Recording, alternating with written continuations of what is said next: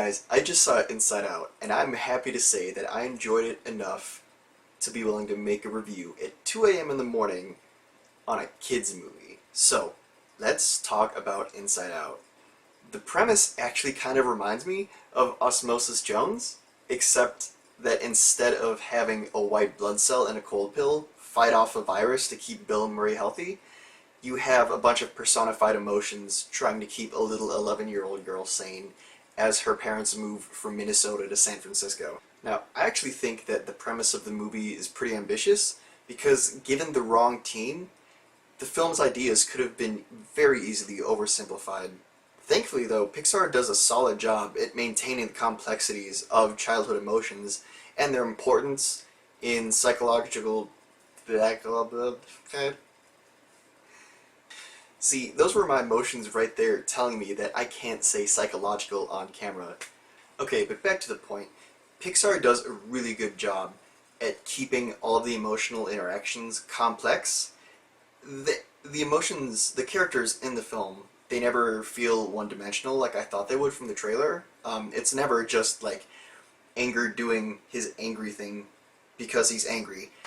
Or fear being scared because he's fear. All of these characters have emotions and they all play off each other in super interesting and entertaining ways. And I really respect Pixar for not dumbing down the idea of childhood and turning it into some fairy tale that a lot of adults want to remember it as. The movie actually reminds me a lot of Where the Wild Things Are in that sense, in that it's a kid's movie about childhood. It's not always played up for laughs, and you actually do get some eye-opening experiences and a bit of nostalgia too when you think about, you know, the experiences and the hardships you probably went through as a child. I don't know if all the experiences of the movie are universal, but there are definitely a few parts that I could relate to on a deep personal level. Almost like an animated version of Boyhood. I also love how Pixar didn't feel the need to force in an antagonist to the story.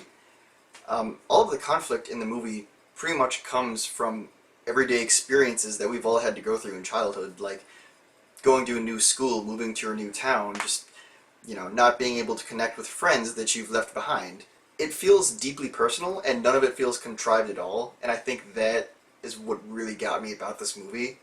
It just felt personal, and it felt earnest, and I loved it. The pacing in the movie was also really good. Like, it was a 2-hour-long film, and it did not feel like I was sitting in a theater for 2 hours. The fact that the movie was consistently funny throughout also helped a lot, because it felt like there was never any downtime throughout the entire length of the movie. I was never bored. The mechanics of the film always interested me, and I was always looking forward to seeing how Pixar would visually interpret the next part of the mind.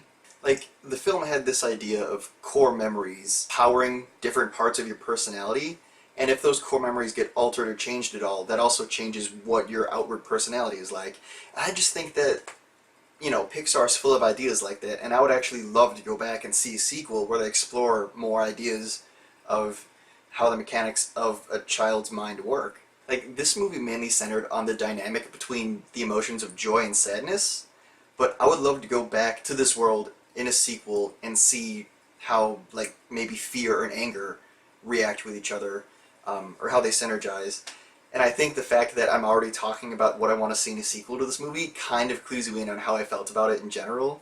And I just want to put it out there now that I've always been a pretty big fan of animated films, simply because they don't feel as corporate as big budget films like Avengers: Age of Ultron or Jurassic World.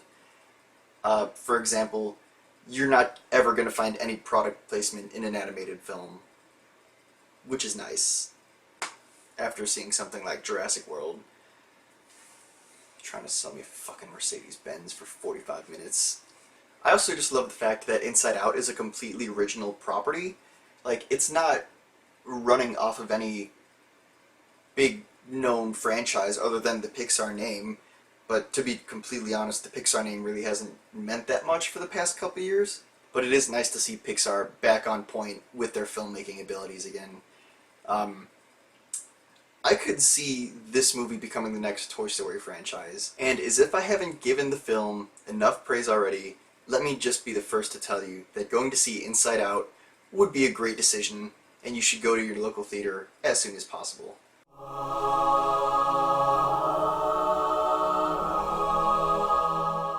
thanks for watching the review, guys. If you liked it, please like the video, subscribe, comment, let me know what you want to talk about next. Thanks. I'll see you next time.